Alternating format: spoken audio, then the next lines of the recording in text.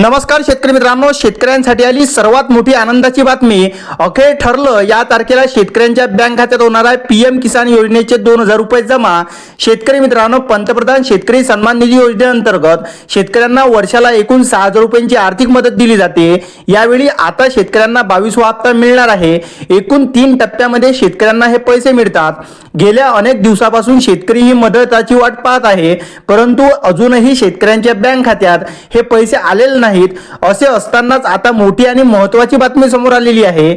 शेतकऱ्यांना पीएम किसान योजनेचे पैसे आता लवकरच मिळणार आहे। शेतकरी मित्रांनो, नेमकी काय आहे माहिती समोर काय आली ते सुद्धा बघूया। पंतप्रधान शेतकरी सन्मान निधी योजनेअंतर्गत शेतकऱ्यांना आता 22वा हप्ता मिळणार आहे। 22व्या हप्त्याअंतर्गत अगोदर ही मदत फेब्रुवारी महिन्याच्या शेवटच्या आठवड्यात मिळेल असा अंदाज व्यक्त करण्यात आला होता। त्यानंतर दिवाळीच्या होळीच्या अगोदर मिळेल असा सुद्धा अंदाज व्यक्त झालेला होता।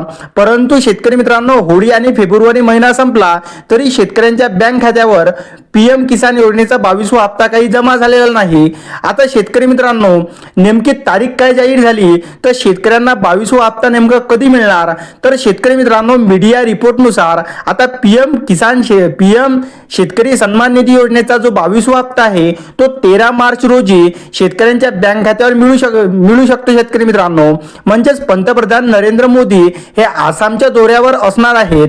याच दौऱ्यादरम्यान नरेंद्र मोदी शेतकरी सन्मान निधी योजना 22व्या हप्त्याची घोषणा करू शकतात। शेतकरी मित्रांनो, परंतु आतापर्यंत कोणतीही अधिकृत तारीख ही जाहीर झाली नाही। परंतु 13 मार्च रोजी पीएम किसान योजनेचा 22वा हप्ता हा शेतकऱ्यांच्या बँक खात्यात येण्याचे चान्स आहे। शेतकरी मित्रांनो, आता कोणकोणत्या शेतकऱ्यांना लाभ मिळणार नाही तर त्यामध्ये आपण कोणते शेतकरी असणार की त्यांना लाभ मिळणार नाही ते शेतकरी बघूया।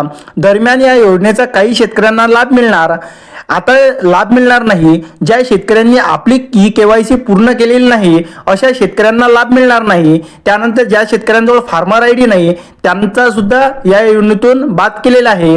आणि कुटुंबात एकापेक्षा जास्त लोकांना या योजनेचा लाभ मिळत असेल तर त्या शेतकऱ्यांना सुद्धा या योजनेतून वगळले गेलेले आहे। शेतकरी मित्रांनो, म्हणजे शेतकरी मित्रांनो, एखाद्या शेतकऱ्याला 10,000 रुपयापेक्षा जास्त पेन्शन मिळत असेल त्यांनाही या योजनेचा लाभ मिळणार नाही।